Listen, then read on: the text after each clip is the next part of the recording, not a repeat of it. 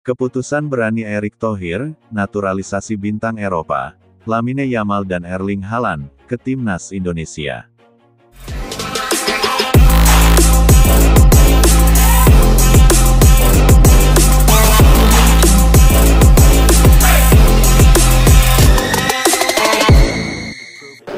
Raker itu dan akhirnya Komisi 3 menerima dan menyetujui permohonan dari pemerintah.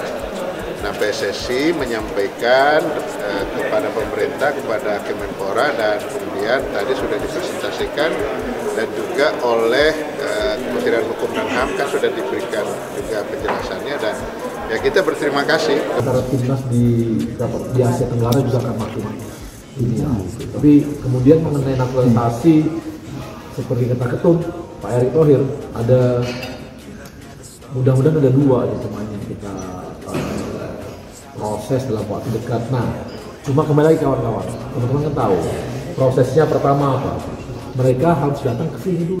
Langkah mengejutkan datang dari Ketua Umum PSSI, Erick Thohir, yang membuat gebrakan luar biasa dalam sejarah sepak bola Indonesia. Dalam keputusan yang mengejutkan dunia, Erick berhasil membawa 2 bintang muda terbaik dunia, Lamine Yamal asal Spanyol dan Erling Haaland asal Norwegia, untuk dinaturalisasi dan membela Timnas Indonesia.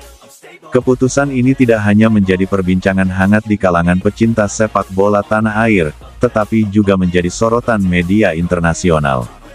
Erick Thohir bukan sosok baru dalam dunia olahraga Indonesia. Ia dikenal sebagai pemimpin yang berani, visioner, dan penuh strategi.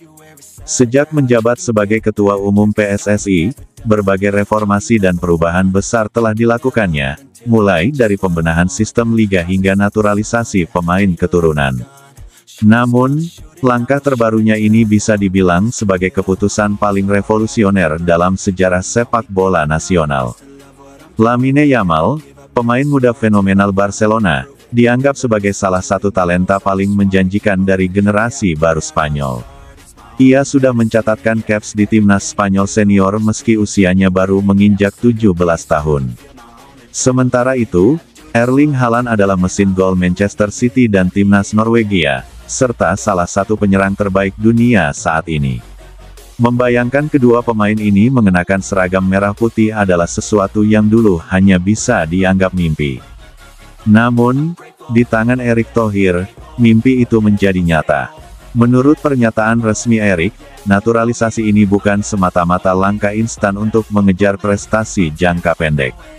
Ia menyebut ini sebagai bagian dari grand strategi untuk membangun fondasi sepak bola nasional yang kompetitif di tingkat dunia. Jika ingin maju, kita harus berpikir besar. Kita harus berani melangkah ke level yang lebih tinggi. Yamal dan Haaland adalah bagian dari puzzle besar yang sedang kami bangun, ujar Erick dalam konferensi pers di Jakarta. Dijelaskan bahwa kedua pemain tersebut ternyata memiliki hubungan darah dengan Indonesia melalui garis keturunan jauh yang selama ini tidak diketahui publik. Setelah melalui proses hukum, administratif, dan diplomatik yang sangat ketat dan panjang, akhirnya kedua bintang itu resmi menjadi warga negara Indonesia. Langkah ini mendapat reaksi beragam dari dunia internasional. Banyak yang memuji keberanian Indonesia dalam mengubah peta kekuatan sepak bola dunia. FIFA pun memberikan lampu hijau setelah memastikan semua proses naturalisasi sesuai dengan regulasi yang berlaku, termasuk syarat tidak pernah bermain dalam turnamen resmi FIFA untuk timnas senior untuk kasus Yamal dan kesediaan melepas kewarganegaraan asal untuk Haaland. Media-media Eropa menyoroti bagaimana negara-negara Asia mulai berani mengambil langkah besar dalam dunia sepak bola, mirip dengan yang dilakukan Jepang dan Arab Saudi dalam beberapa tahun terakhir.